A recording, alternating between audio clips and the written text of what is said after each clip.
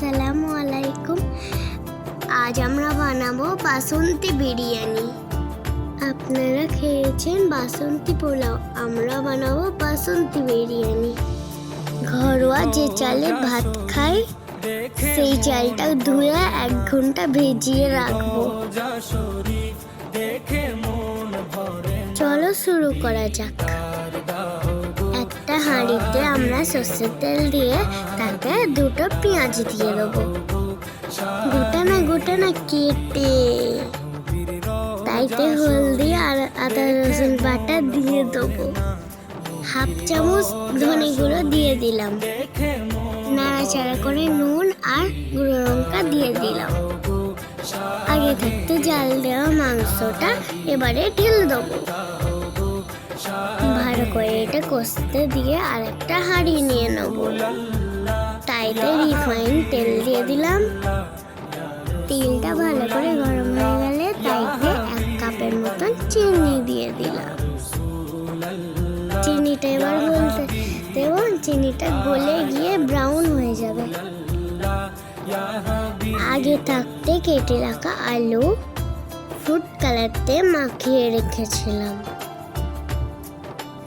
আলুগুলোকে ঠিক এরকম ভাবে কেটে রাখবো বিরিয়ানির মতো।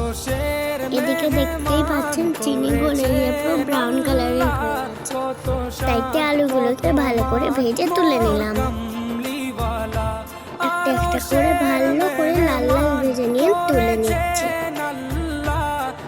সেই তেলটাতে আমরা আবার তাইতে কয়েকটা গোটা এলাচ ফেলে দিলাম আর গোটা কাঁচা লঙ্কা 5-6টা দিয়ে দেবো। গোটা জিরে দিয়ে ভালো করে নাড়াচাড়া করে নেব।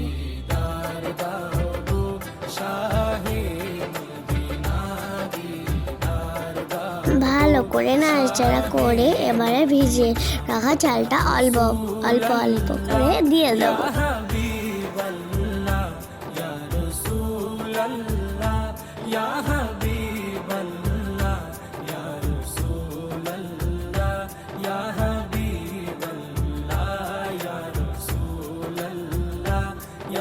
চালটাকে ভালো করে নাড়াচাড়া করে নেবো যাতে না নিচে ধরে যায়। নাড়াচাড়া হয়ে গেলে জল ঢেলে দেব। এবারে চাপা দিয়ে রেখে দিলাম।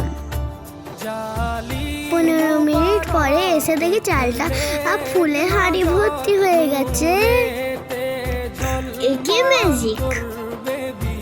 ওসব কথা বাদ দাও, ভেজে রাখা আলুটা এখন ঢেলে দেবো। এক্ষুনি যে দেখে লোভ লাগছে, খিদে পেয়ে যাচ্ছে। আমার কথা ছাড়া এবারে আলুটাকে নেড়ে নেবো।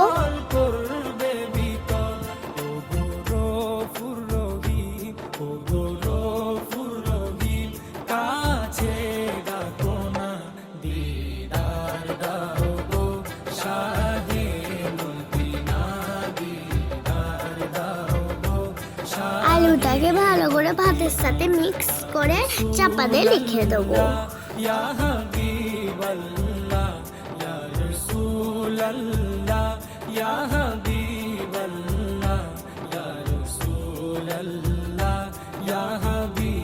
আগেই দেখিয়েছিলাম মাংস কষাটা, এবারে সেটা ঢেলে নেব। মাংস কষাতে কি গন্ধ ছাড়ছে, মনে হচ্ছে তুলে একটা খেয়ে নেবো। না আপনারা কি মনে করবেন আমি তুলে খেয়ে নিলে? বাদ দাও, এখন কষা হোক। মাংসটাকে ভালো করে ভাতের সাথে মিশিয়ে নেব।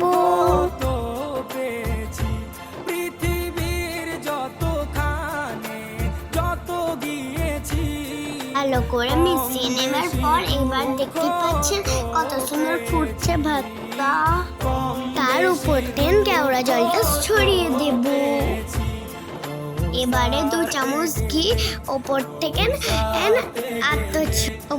বিরিয়ানির আত্মা ছড়িয়ে দেব।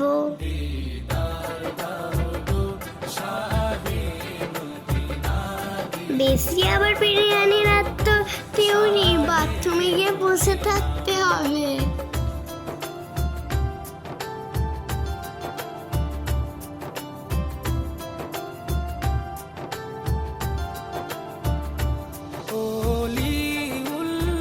এবারে চাপা দিয়ে গ্যাসের ফ্লেমটা লো করে 10 মিনিট রেখে দেবো।